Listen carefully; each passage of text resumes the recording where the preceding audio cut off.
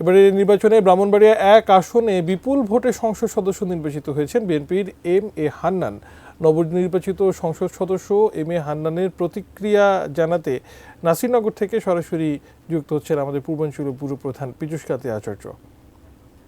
মাসায়েক, আমি এখন আছি যে ব্রাহ্মণবাড়িয়া ১ নির্বাচনী আসন, যে আসনটিতে আসলে হাওর বেষ্টিত এলাকা, এবং আমি এখন আছি যে নবনির্বাচিত সংসদ সদস্য এম এ হান্নানের পাশে।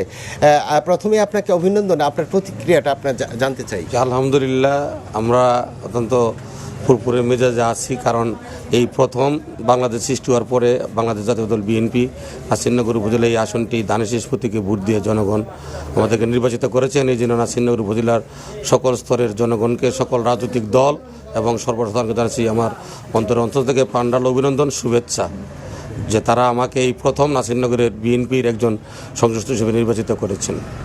এই যে আপনার পাশে কিন্তু জামাতে ইসলামের যে প্রার্থী আমিনুল ইসলাম উপস্থিত আছেন, এই বিষয়টাকে আপনি কিভাবে দেখেন? এটা খুবই পজিটিভ সাইন।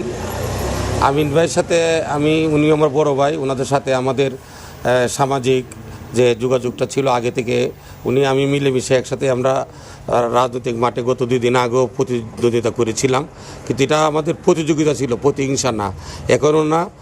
আমি মনোনয়ন পাওয়ার পরে উনি আমাকে উইশ করেছিলেন, বলছিলেন যে আমরা মিলেমিশে আমরা প্রতিযোগিতা চালাবো।